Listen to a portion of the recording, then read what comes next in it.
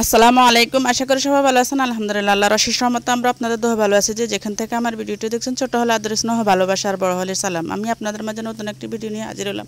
আমার ভিডিওটি কি তার সম্পূর্ণ ভিডিও জুড়ে আমার সঙ্গে থাকুন, দেখতে থাকুন। আজকে আপনাদেরকে কাঁকরোলের রেসিপি করে দেখাবো। এই ভর্তা রেসিপি আপনাদের সাথে শেয়ার করব। এই ভর্তা যদি তৈরি করেন তাহলে নিমেষে আপনারা 2-1 প্লেট ভাত খেয়ে ফেলতে পারেন। যারা কাঁকরোল কখনো খান নাই, কাঁকরোল খেতে ইচ্ছা করে না, তারা এই ভর্তা দিয়ে অনায়াসে পেট ভরে ভাত খেতে পারবেন। তো আমি এখানে নিয়ে আসছি কিছু কাঁকরোল। এর আগে 1 কেজি কাঁকরোল নিয়ে আসছি আপনাদের বাইরেতে। এখান থেকে আমি কিছু কাঁকরোল রান্না করছি আর কিছু কাঁকরোল রেখে দিয়েছি। এখন আজকে কাঁকরোলগুলো আমি ভর্তা করব। তো এখান থেকে আমি কাঁকরোলগুলো সুন্দর করে ধুয়ে 2 ভাগ করে কেটে নিয়ে আসছি।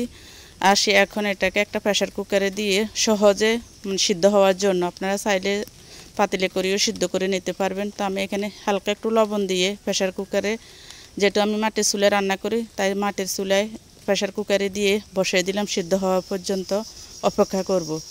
তো ততক্ষণ পর্যন্ত সবাই আমার ভিডিও জয়ের সঙ্গে থাকুন, কে স্কিপ করে দেখবেন না, তাহলে আপনারা মূল রেসিপিটা পাবেন না।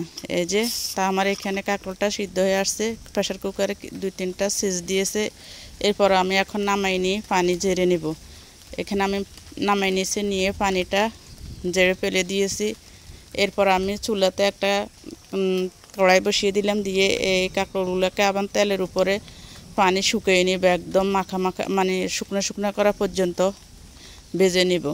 হালকা একটু তেল দিয়েছি, দিয়ে এখন এই কাঁকরোলগুলোকে আমি একদম সুন্দর করে ভেজে নিয়ে নিচ্ছি। আর প্লিজ যারা আমার ভিডিওতে নতুন, এখনও আমার চ্যানেলটি সাবস্ক্রাইব করে নাই, আপনারা আমার চ্যানেলটি সাবস্ক্রাইব করে পাশে থাকবেন। দেখেন আমার কাঁকরোলটা ভাজা হয়ে গেছে। এখন আমি একটা পাত্র ঢেলে নিয়ে নিলাম। এরপর ওই কড়াইতে আবার কিছু পরিমাণ পেঁয়াজ দিয়ে, হালকা একটু তেল দিয়ে পেঁয়াজ দিয়ে এখন পেঁয়াজগুলো বাদামি কালার হওয়া পর্যন্ত অপেক্ষা করব। এর মধ্যে একটু বাদামি কালার হয়ে গেছে। এখন এর মধ্যে দিয়ে দিচ্ছে একটা দেশি ডিম, মুরগির ডিম। আপনারা একটা ডিম দিয়ে দিতে পারবেন, তাহলে খেতে অনেক সুস্বাদু হয় এই কাঁকরোলের ভর্তাটা। আর আমি মাটির চুলায় আগুন উঠিয়ে এখন এর মধ্যে মরিচটা পুড়িয়ে নিয়ে নিচ্ছি। আপনারা চাইলে তেলে ভেজে নিতে পারেন। অনেক সুস্বাদু একটা কাঁকরোল ভর্তা, আপনারা খেয়ে একবার ট্রাই করে দেখতে পারেন এই ভর্তাটা। তো এখন আমি আমার এই মরিচগুলো পোড়া শেষ হয়ে গেছে, আমি মরিচগুলো বেছে নিয়ে নিছি। এখন চলে আসছি মূল রেসিপিতে। কাঁকরোলগুলো আমি নিয়ে এখন বসছি, এটাকে হাতে মাখিয়ে চটকি চটকি এখন আমি এগুলোকে একদম ভর্তা তৈরি করে নিব। তো দেখেন আমি কাঁকরোলগুলোকে খুব সুন্দরভাবে হাতে চটকিয়ে নিচ্ছি। যারা কখনো কাঁকরোল খান নাই তারা অনায়াসে এই কাঁকরোলের ভর্তা দিয়ে 2-3 প্লেট ভাত খেয়ে নিতে পারবেন। তো এখন আমি এই কাঁকরোলগুলোকে ভালোভাবে চটকিয়ে নিয়েছি। আর যে পেঁয়াজ এবং ডিম পোড়ামরিচ ছিল ওটাকে আমি তাও হাতে চটকি ভালো করে নিয়ে নিচ্ছি। আমি এখন এই ডিম পেঁয়াজ মরিচ ভালোভাবে চটকিয়ে নিতেছি। নিয়ে এটাকে একপাশে রেখে যে কাঁকরোলগুলো চটকিয়ে নিয়েছি তা এর উপরে রেখে এখন ভালোভাবে আরও মেখে নিব। আলিশ মালিশ করে হাত দিয়ে একদম ভালো করে মেখে নিব। নিয়ে এর মধ্যে দিয়ে দিচ্ছি পরিমাণ মতো লবণ। আপনারা আপনাদের স্বাদ অনুযায়ী লবণ দিবেন। আমি দিয়ে দিচ্ছি লবণ, দিয়ে আর একটু মেখে ঝুঁকে এরপরে দিয়ে দিব সরিষার তেল। এখন এর মধ্যে দিয়ে দিচ্ছি এই যে সরিষার তেল।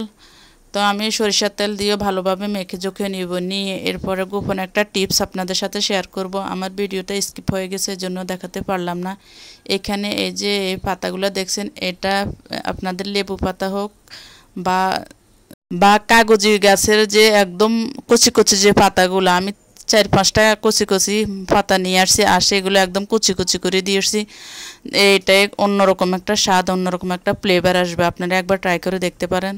তো আমি ওগুলো দিয়ে মেখে ঝুঁকে এখন এই ভর্তার রেসিপিটা তৈরি করে নিয়ে নিয়েছি। যারা এখনও আমার চ্যানেলে সাবস্ক্রাইব করে না, প্লিজ দয়া করে সাবস্ক্রাইব করে নেবেন। আর যারা তখন পর্যন্ত আমার ভিডিওর সঙ্গে ছিলেন তাদেরকে অসংখ্য অসংখ্য ধন্যবাদ। আর এই রেসিপিটা একবার আপনারা বানাই খেতে পারেন।